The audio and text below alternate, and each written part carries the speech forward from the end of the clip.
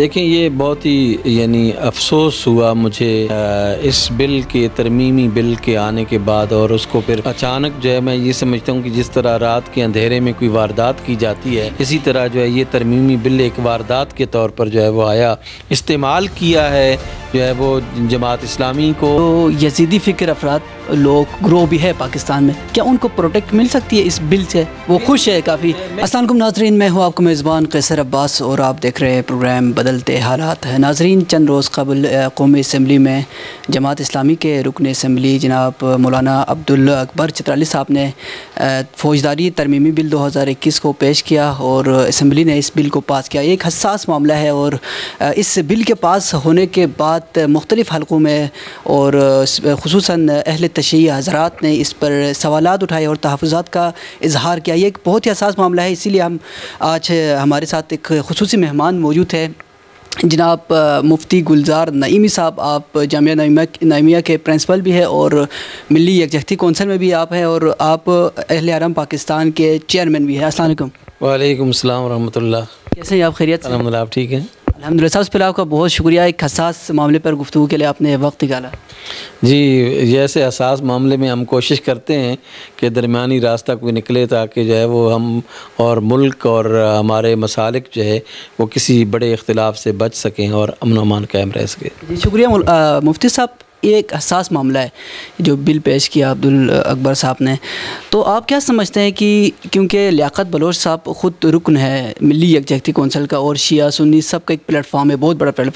Form ہے، تو اس حساس معاملے کو پہلے ڈسکشن نہیں ہونی چاہیے تھی آپ کے خیال میں کہ پہلے ہی اس کے حوالے سے بات ہو، آپ لوگوں کو اعتماد میں لینے کے بعد اس بل کو پیش کیا جاتا؟ دیکھیں یہ بہت ہی افسوس ہوا مجھے اس بل کے ترمیمی بل کے آنے کے بعد، اور اس کو پھر اچانک جو ہے میں یہ سمجھتا ہوں کہ جس طرح رات کے اندھیرے میں کوئی واردات کی جاتی ہے، اسی طرح جو ہے یہ ترمیمی بل ایک واردات کے طور پر جو ہے وہ آیا کہ جب اسمبلی میں جو ہے وہ 25 سے زیادہ اراکین اسمبلی موجود نہیں تھے، تو وہاں پر ود آؤٹ ڈبیٹ جو ہے وہ یہ کچھ کر دیا گیا اور اس کو بل کو پاس کر دیا گیا، اور حکومت نے بڑی چالاکی کے ساتھ جو ہے وہ پرائیویٹ بل کے طور پر جو ہے نا وہ اس کو لے کے آئے ہیں، اپنے کسی رکن سے اس بل کو جو ہے وہ ٹیبل نہیں کروایا، یعنی حکومت جو ہے وہ اپنے طور پر الگ بھی رہی ہے اور اپنی کارروائی بھی جو ہے وہ ڈال دی ہے، استعمال کیا ہے جو ہے وہ جماعت اسلامی کو اور جماعت اسلامی کے ممبر کو۔ جماعت اسلامی کو سوچنا چاہیے تھا کہ ایک طرف وہ ایک بڑے اتحاد ملی یکجہتی کونسل کے جو ہے وہ اہم سیٹ پر فائز ہیں، اور دوسری طرف وہ ایک ایسا کام کر رہے ہیں جس سے اتحاد امت پاکستان میں جو ہے وہ پارا ہونے جا رہا ہے۔ تو میں یہ سمجھتا ہوں کہ یہ بات جو ہے وہ میرے خیال کے مطابق بہت ہی بدنیتی پر مبنی ہے، اور یہ مسالک کے درمیان دشمنی پیدا کرنے کے لیے اور اس دشمنی کو ہوا دینے کے مترادف ہے، اور پاکستان کے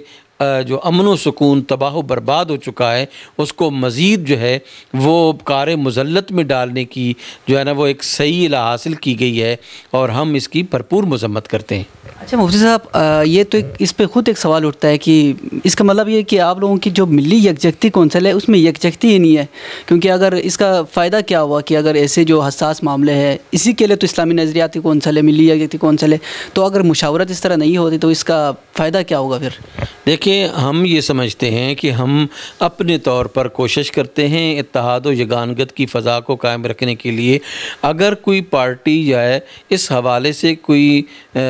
نفاق کا شکار ہو جائے اور پھر جو ہے وہ اپنے سیاسی مقاصد کے حصول کے لیے ایسا کچھ کرے، تو میں یہ سمجھتا ہوں کہ یہ قابل افسوس ہے، اور ملی یکجہتی کونسل پر آج جو ہے وہ آپ نہیں بہت سارے اور لوگوں نے بھی مجھ سے یہ سوال کیا ہے کہ پھر اگر یہی صورتحال ہے تو ملی یکجہتی کونسل کا جو ہے وہ پھر کیا فائدہ ہے۔ میں یہ سمجھتا ہوں کہ اس فوجداری ترمیمی بل کو جو ہے وہ ٹیبل کرنے سے پہلے یہاں پر ملی یکجہتی یکجہتی کونسل میں اس کو ڈسکس ہونا چاہیے تھا۔ یہ ایک اوپن فورم ہے جس پر تمام مکاتب فکر کی اہم جماعتیں جو ہے وہ اس میں شامل ہیں، یہاں پر اس کو ڈسکس ہونا چاہیے تھا۔ حتیٰ کہ جو ہے وہ اسلامی نظریاتی کونسل میں ایک اوپن ڈیبیٹ ہونی چاہیے تھی کہ اس بل کو جو ہے وہ کس طرح ٹیبل کیا جائے تاکہ ایک کنسنسس جو ہے وہ ڈیولپ ہو جاتا مسالک کے درمیان، جماعتوں کے درمیان۔ اور یہ جو آج اختلاف اور ایک دوسرے پر اتہام بازی اور ایک دوسرے پر جو ہے وہ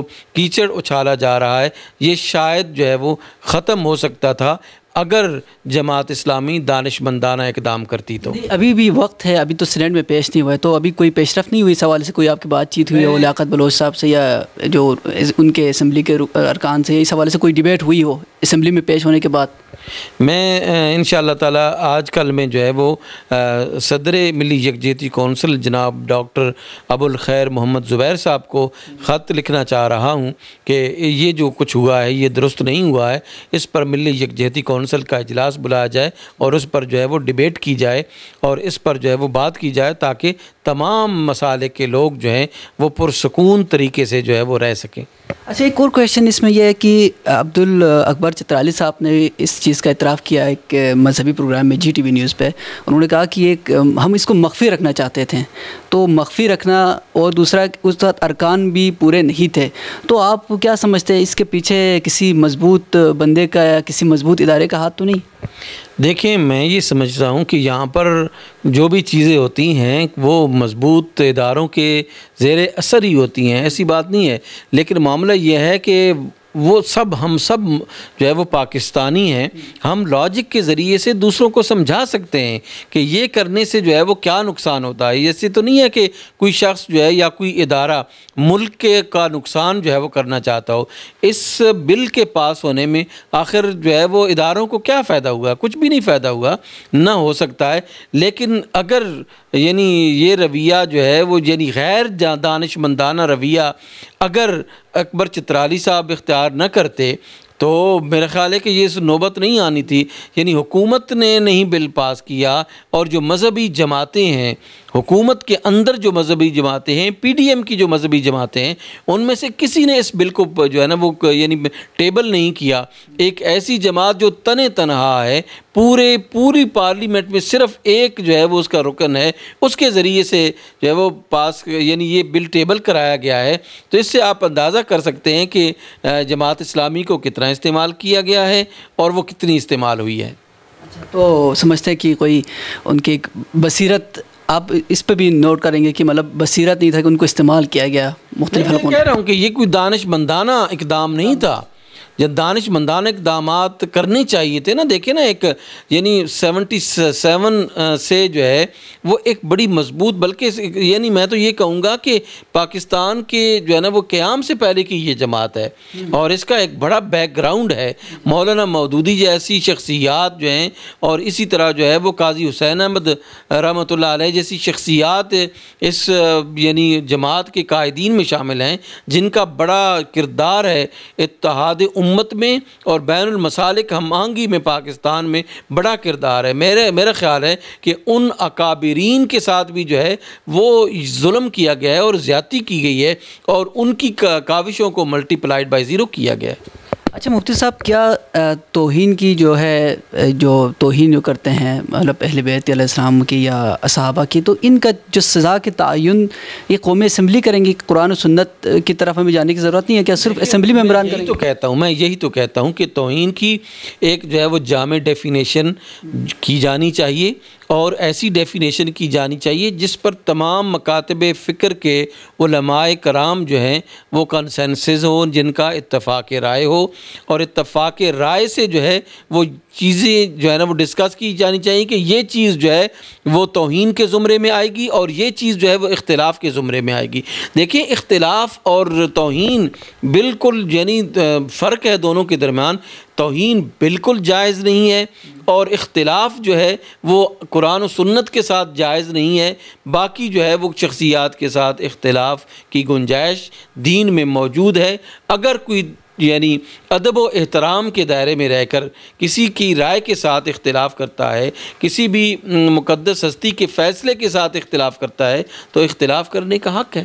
اچھا مولانا صاحب، یہ اس بل کے بعد کیا آپ سمجھتے ہیں کہ جو یزیدی فکر افراد لوگ گروہ بھی ہے پاکستان میں، کیا ان کو پروٹیکٹ مل سکتی ہے اس بل سے؟ وہ خوش ہے کافی؟ میں آپ کو بتاؤں کہ پروٹیکشن کسی کو بھی نہیں ملے گی، لیکن ایک انارکی جو ہے وہ ضرور ڈیولپ ہو رہی ہے، یعنی انارکی جو ہے وہ ڈیولپ ہو رہی ہے اور بہت زیادہ ہوگی، جس سے ملک کو نقصان ہوگا اور ہم آہنگی کو نقصان ہوگا، اور ہمارے یعنی جس طرح پہلے لوگ جو ہیں وہ ناحق خون بہہ رہا ہے، اسی طرح اس بل کی آڑ میں مجھے خدشہ ہے کہ یہاں پر مزید جو ہے وہ خون ناحق بہے گا، اور جو تمام تر جو پھر ذمہ داری ہوگی ان لوگوں کی ہوگی جنہوں نے اس بل کو اسمبلی میں پیش کیا ہے۔ بہت شکریہ مفتی گلزار نعیمی صاحب، آپ نے اس حساس معاملے پر گفتگو کرنے کے لیے ہمارے لیے وقت نکالا ہے، اور واقعاً قابل دید ہے آپ لوگوں کا یہ کردار۔ آپ لوگ جو ملی ایگزیکٹو کونسل کے ارکان ہیں، رکن ہیں، جتنے بھی سیاسی جماعت یا جو آپ لوگوں کے قائدین ہیں، ان کا بہت اچھا کردار ہے، اور جیسے کہ علامہ صاحب نے فرمایا کہ ہم ایک اس حوالے سے خط بھی لکھ رہے ہیں اور رابطے کر رہے ہیں تاکہ بہتر انداز سے اس معاملے کو حل کیا جا سکے، تاکہ پاکستان میں مذہبی منافرت نہ پھیلے اور بہتر راہ پر اور خوشحال پاکستان آگے بڑھ سکے۔ اور اگلے پروگرام تک کے لیے مجھے دیجیے اجازت، اللہ حافظ۔